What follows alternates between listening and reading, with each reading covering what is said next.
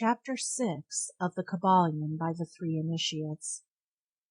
Recording by Andrea Fiore. Chapter 6. The Divine Paradox.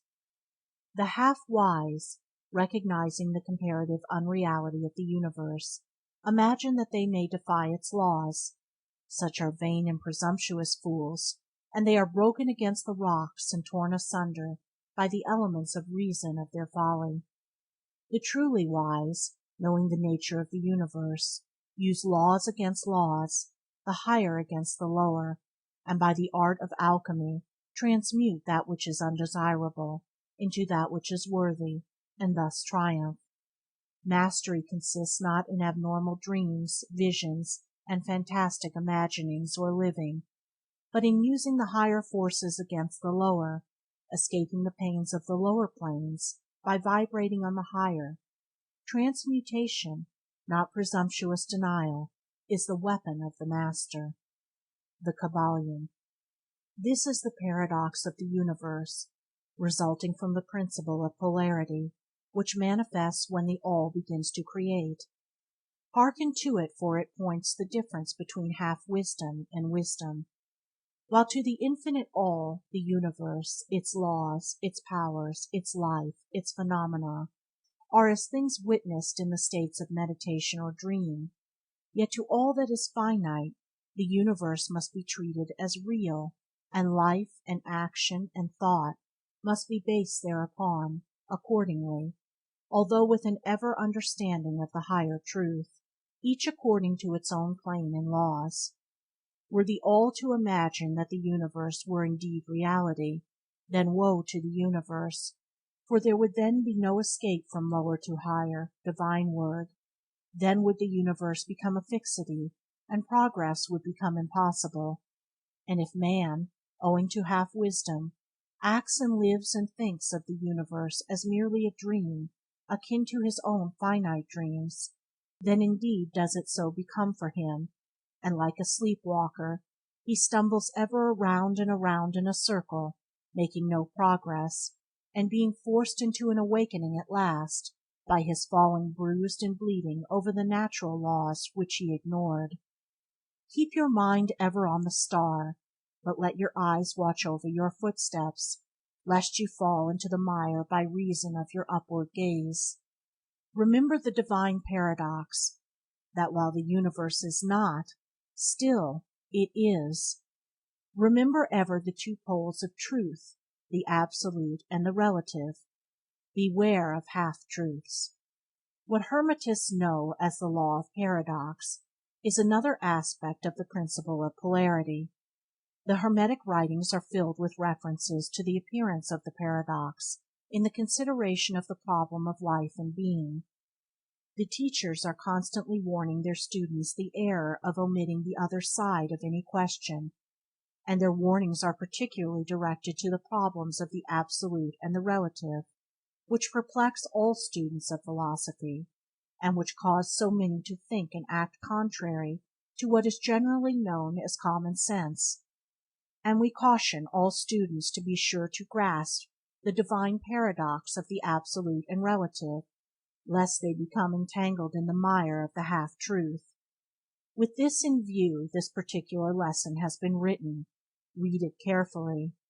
The first thought that comes to the thinking man, after he realizes the truth that the universe is a mental creation of the all, is that the universe and all that it contains is a mere illusion, an unreality, against which idea his instincts revolt. But this, like all other great truths, must be considered both from the absolute and the relative points of view. From the absolute point of view, of course, the universe is in the nature of an illusion, a dream, a phantasmagoria, as unsubstantiality must ever be connected with the idea of a created universe when it is contrasted with the idea of the all, no matter what may be our beliefs concerning the nature of both. Philosopher, metaphysician, scientist, and theologian all agree upon this idea, and the thought is found in all forms of philosophical thought and religious conceptions, as well as in the theories of the respective schools of metaphysics and theology. So the Hermetic teachings do not preach the unsubstantiality of the universe in any stronger terms than those more familiar to you, although their presentation of the subject may seem somewhat more startling. Anything that has a beginning and an ending must be, in a sense, real and untrue, and the universe comes under the rule in all schools of thought. From the absolute point of view, there is nothing real except the All, no matter what terms we may use in thinking of or discussing the subject. Whether the universe be created of matter, or whether it be a mental creation in the mind of the All, it is unsubstantial, non-enduring, a thing of time, space, and change. We want you to realize this fact thoroughly before you pass judgment on the Hermetic conception of the mental nature of the universe. Think over any and all of the other conceptions, and see whether this be not true of them. But the absolute point of view shows merely one side of the picture. The other side is the relative one. Absolute truth has been defined as things as the mind of God knows them, while relative truth is things as the highest reason of man understands them. And so while to the All the universe must be unreal and illusionary, a mere dream or result of meditation, nevertheless, to the finite minds forming a part of that universe, and viewing it through mortal faculties, the universe is very real indeed, and must so be considered. In recognizing the absolute view, we must not make the mistake of ignoring or denying the facts and phenomena of the universe as they present themselves to our mortal faculties. We are not the All, remember. To take familiar illustrations, we all recognize the fact that matter exists to our senses. We will fare badly if we do not, and yet even our finite minds understand the scientific dictum that there is no such thing as matter from a scientific point of view. That which we call matter is held to be merely an aggregation of atoms, which atoms themselves are merely a grouping of units of force, called electrons or ions, vibrating and in constant circular motion. We kick a stone and we feel the impact. It seems to be real, notwithstanding that we know it to be merely what we have stated above. But remember that our foot, which feels the impact by means of our brains, is likewise matter, so constituted of electrons, and for that matter, so are our brains. And at the best, if it were not by reason of our mind, we would not know the foot or stone at all. Then again, the ideal of the artist or sculptor, which he is endeavoring to reproduce in stone or on canvas, seems very real to him. So do the characters in the mind of the author or dramatist, which he seeks to express so that others may recognize them. And if this be true in the case of our finite minds, what must be the degree of reality in the mental images created in the mind of the Infinite? O friends, to mortals this universe of mentality is very real indeed. It is the only one we can ever know, though we can rise from plane to plane, higher and higher in it. To know it otherwise, but actual experience, we must be the All itself. It is true that the higher we rise in the scale, the nearer to the mind of the Father we reach, the more apparent becomes the illusory nature of finite things, but not until the All finally withdraws us into itself does the vision actually vanish. So we need not dwell upon the feature of illusion. Rather let us, recognizing the real nature of the universe, seek to understand its mental laws, and endeavor to use them to the best effect in our upward progress through life, as we travel from plane to plane of being. The laws of the universe are none the less iron laws because of the mental nature. All, except the All, are bound by them. What in the infinite mind of the All is real, in a degree second only to that reality itself, which is vested in the nature of the All. So do not feel insecure or afraid.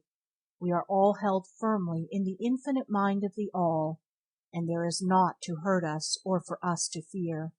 There is no power outside of the All to affect us. so we may rest calm and secure. There is a world of comfort and security in this realization when once attained.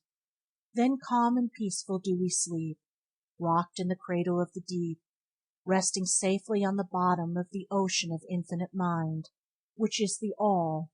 In the All, indeed, do we live and move and have our being. Matter is none the less matter to us, while we dwell on the plane of matter, although we know it to be merely an aggregation of electrons, or particles of force, vibrating rapidly and gyrating around each other in the formations of atoms, the atoms in turn vibrating and gyrating, forming molecules, which latter in turn form larger masses of matter. Nor does matter become less matter when we follow the inquiry still further and learn from the Hermetic teachings that the force, of which the electrons are but units, is merely a manifestation of the mind of the All, and like all else in the universe, is purely mental in its nature.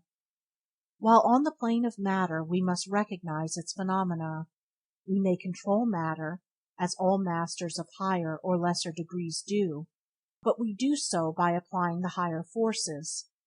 We commit a folly when we attempt to deny the existence of matter in the relative aspect.